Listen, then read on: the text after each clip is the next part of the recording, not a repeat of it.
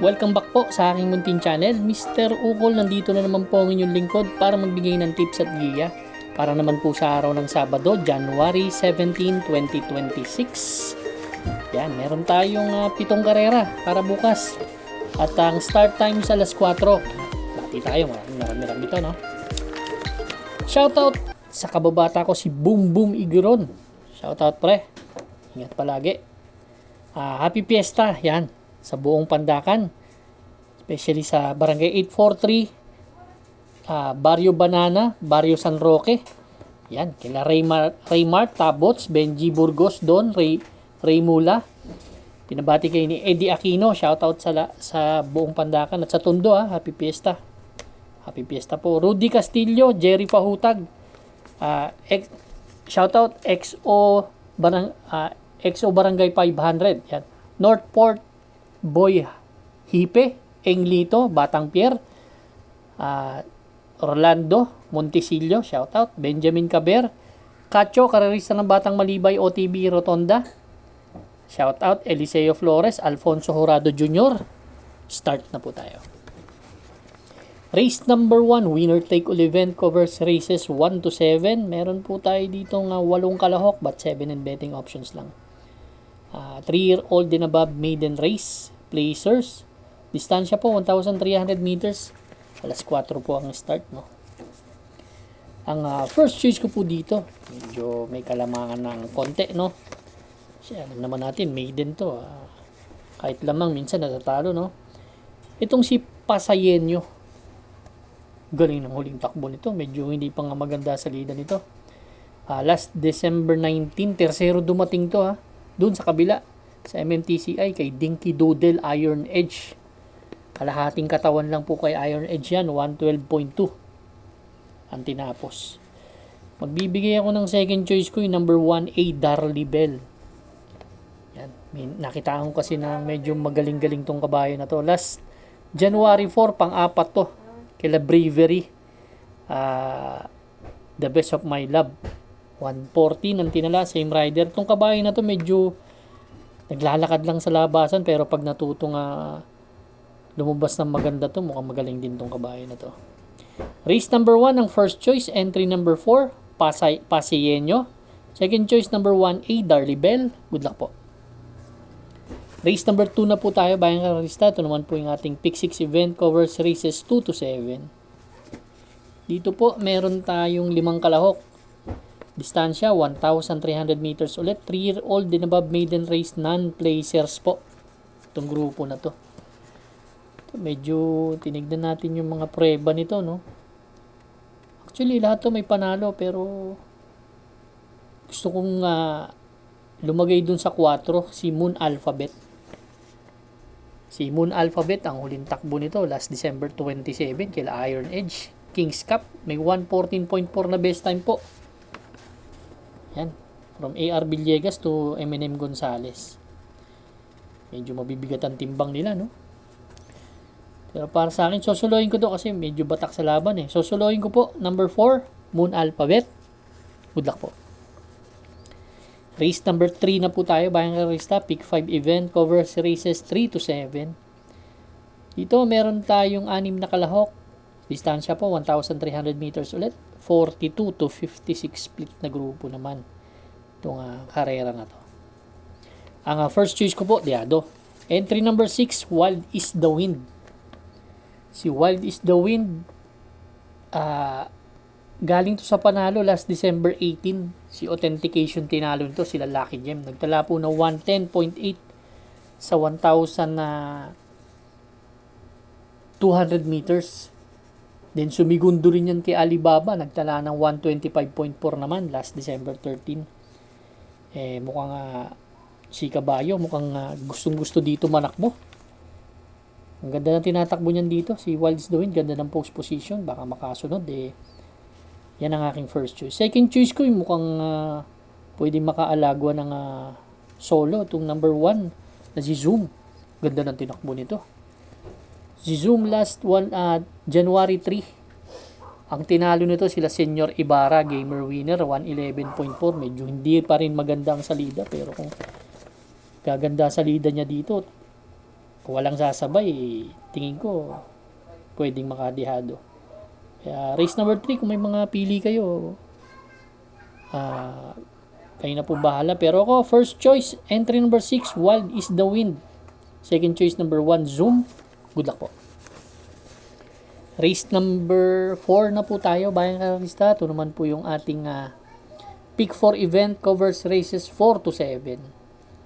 Dito naman po, meron tayong 6 na kalahok, 1,300 meters distance, 42 to 56 split grupo. First choice po, number 4, Orange Bell. Kung hindi ako nagkakamali, ang huling takbo ni Orange Bell, official run, last August 2, dun sa 42 to 56 split. Sa kabila yan, kila Deputy Mischief, kila Bride 3, medyo mataas ang grupo na tinakbuhan. Pero last December 24, nag-barrier po yan dito. Segundo dumating kay Boy Hulo. Halos nakapigil lang si kabayo. Isang kabayong may tulin. Yan po ang aking first choice. Second choice ko po, number 3, si Ginebra. Kung mauna si Ginebra, although tingin ko nabawasan ng konti yung husay, pero itong kabayo na to, pag nauna kasi medyo magaling din Kaya yan ang aking second choice. Yan. Magbibigay ako ng third choice, yung high intensity. Isang malakas rumimate.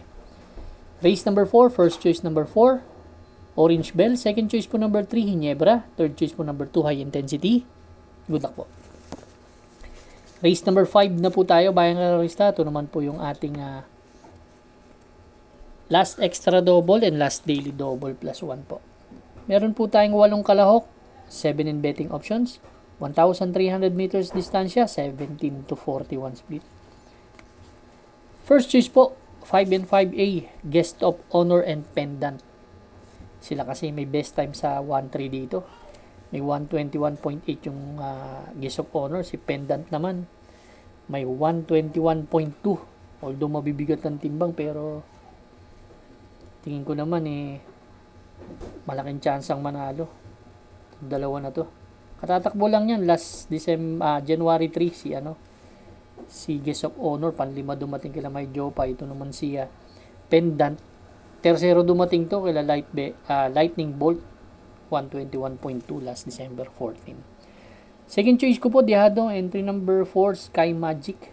Nag-change jockey si Sky Magic, sinakyan nakaraan ni RCC Masio. Pwedeng mauna dito sa laban na to, although pwede rin naman isunod.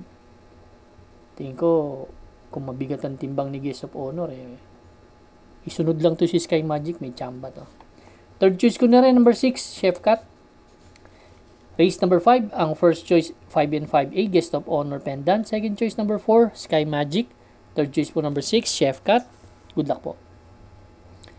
Race number 6 na po tayo, Bayang Karista, the penultimate race. Meron po tayong 7 kalahok, 1,300 meters distansya, 42 to 56 split na grupo. First choice po, entry number 2, si Super Daily Den. Yado to dito. Although hindi magaganda mga tinatakbo nito pero matataas ang grupong tinatakbuhan. Tingin ko naman, kung makakasalida ng maayos to, mukhang ito bandera dito Yan ang aking first choice. Second choice ko po, number 4, Official Seal. Yan. Si Official Seal, medyo mataas din ang grupong tinakbuhan nito. Tingin ko malaki chance ang manalo rin Nakakasunod to, si Official Seal. Third choice ko, number 7, si Gintong Hari. Si Gintong Hari, may panalo kasi dito yan 117.8 ang preba.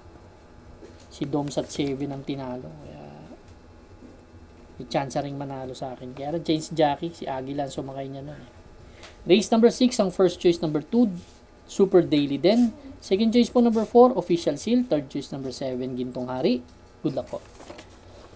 Race number 7 na po tayo, last and final race for Saturday racing. Paratingan po ng ating mga exotics, winner take all, pick 6, pick 5, pick 4, last extra double and last daily double plus 1 po.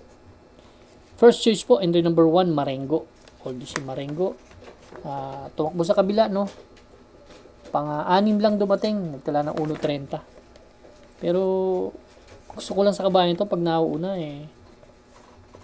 may husay, ang ganda ng post position. Ang second choice ko yung number 6 na rin, si Ligiron. Medyo maganda tinatakbo ngayon. Last January 3, tersero dumating kay Levitating, 114. Then last December 26, sumigundo rin yan kay Levitating. Kaya medyo batak na batak si kabayo. Race number 7, first choice number 1, Marengo. Second choice po number 6, Ligiron. Good luck po. Ngayon, ito naman po yung 3-year-old maiden stakes race trial bukas ha. Papanood nyo to. After tumakbo ng race 1, 1,400 meters distansya. Ang pili ko dito, 346. Yan, panoorin po natin yan para malaman natin yung mga bagong kabayo kung magagaling. Magandang gabi po sa inyo lahat. Stay safe po. Good luck. Bayang Karista.